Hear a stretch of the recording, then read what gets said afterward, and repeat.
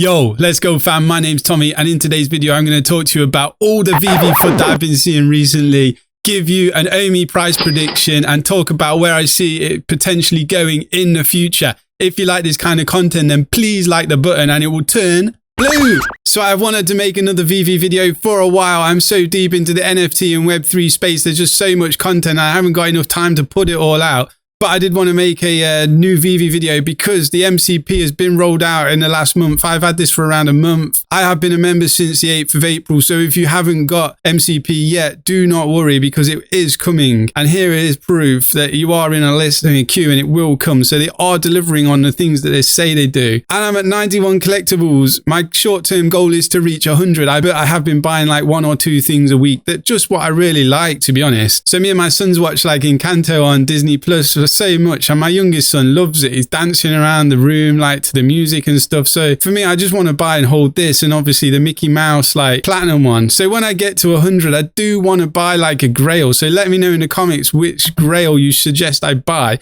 Because looking at my profile, I don't really have any grails. I do have a FA Spider-Man, but it's like just an uncommon. Blue Todd, that was quite expensive.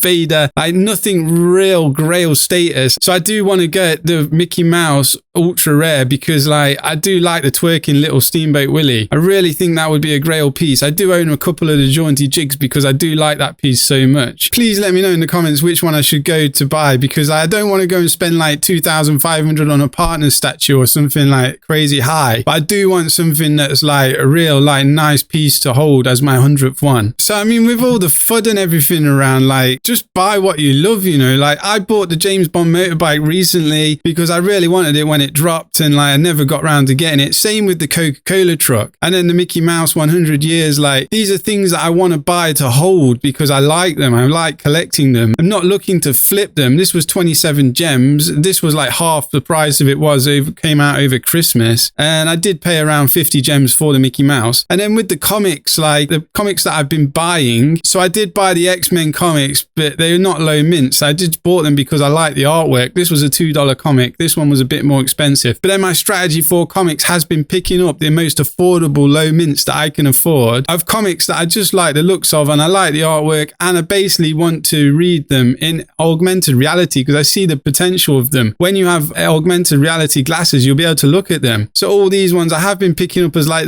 these are affordable low mints for me that I can buy. Like I know Dark Avengers was quite a low mint, but other than that, like just budget low mints, you know what I mean? Like 354, 669, 341, whatever I can afford, a cheap, lowish mint, because I do feel that the low mints will matter in the future. And the problem with all the FUD I see around like on Twitter and everywhere is like people will just be like buying things at all-time highs and seeing them go down in value and they just get really salty about it. Or people are generally getting locked out their account. Maybe VeVe thought they were making off-app purchases for gems or something and then they've not done anything wrong, so they're going to become salty. And I feel that it's creating all this FUD and people don't like losing money, but when you come to your collection, look at what you're buying and just try and appreciate it for what it is. Like this James Bond motorbike, I can look at it in augmented reality, I can rev it, it's got sound effects and like I just really like it. And I think imagine it in the like VeVeverse in the garage with your collectibles, like next to your Lamborghini or next to your DeLorean or whatever you want to do. Have a garage of like collectibles, and that's something that I wanted, was like that motorbike. Same with the Coke. I like everything that I've bought. I genuinely do like. So there is a lot of FUD on Twitter. Like if you want to come and follow me on Twitter, my name is Tommy8.sot and I've just reached 1,000 followers as I was on 999.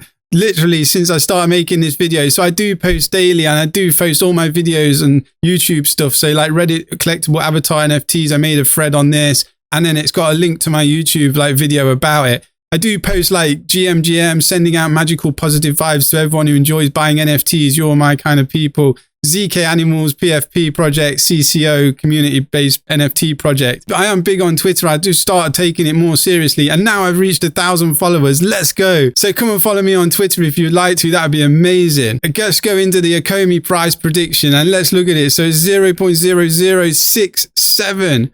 That is cheap. That seems very cheap to me. So like, let's be honest, if you're not buying it at this range, then are you ever going to buy it? Because like, this is in a massive accumulation stage for this token. Like It's a utility token with no utility at the moment. So that should tell you everything you need to know. As soon as it gets utility, people are going to want it. It's going to be useful and they're going to need it. Imagine you want to buy like some VeVeverse land and you have to pay for it in Omi. So you need Omi to buy it. Then that's it. It's got utility. Bang. People are going to be buying it. It goes on exchanges. People are going to be trading it. It's hardly got any trading volume at the minute. Let's have a look. 24-hour trading volume was less than like $1 million. It's nothing.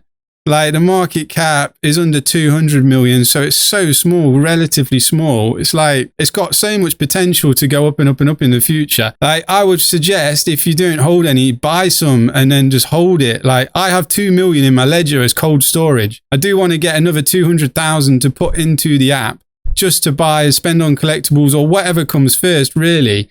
And then just keep adding to that. So I've got some to spend on VeVeverse because I want to keep 2 million. I've got a lot of cryptos, to be honest. My portfolio is quite extensive. So like, I'm not just banking on Omi mooning. I've got loads of other, like, I just know so many substantial projects. So if you want to follow me on the journey, like hit the subscribe button if you like me enough to follow me on this journey and we can all grow together. So basically buy Omi on the web app is only like, say if it's a quarter of the way through now, because this was last updated on the 10th of February.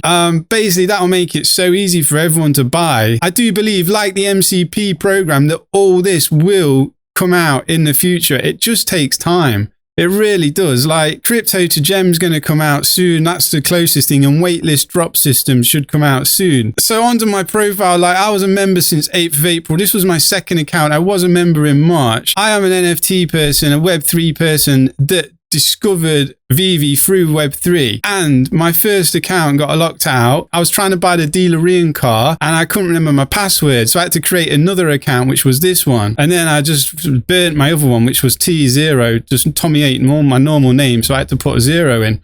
So that's my funny story why. And yeah, like VeVe were on this really crappy like Go chain, which was awful. Like look into it if you've not like researched it, have a look into it. They also lost a load of tokens. So the crypto side of things was like, I was a bit like, this company don't really know what they're doing. They don't understand the crypto, the Web3. It wasn't until they moved on to Immutable X and they announced the partnership that they're moving all their NFTs onto Immutable X that I was like, yeah, this is serious now. And then Immutable X was having like Disney and Marvel on their website and I had to take it down, obviously for legal reasons. That's probably why we haven't got interoperability. Like I believe that they wanted to do that, but because of the licenses, don't want it moving off VeVe just yet. But in the future, who knows what's going to happen? I do believe it will come. So yeah, anyway, like on to the August time, like October time, when the Marvel comics dropped, that's when I started taking VeVe seriously. So if you want to find me on this VeVe app and follow me, I'll come and follow you back. We can all like connect on here. That would be pretty cool. I do see that this will be good in the future once the VeVeverse is out and having like a network of friends and people that we can talk to and have a laugh with and stuff. If you want to go and check out some more videos, then that would be amazing. They'll come up after this video. If you made it to the end and you've not subscribed, you obviously don't like me enough. Thanks for watching, everyone. See you in the next one. Peace.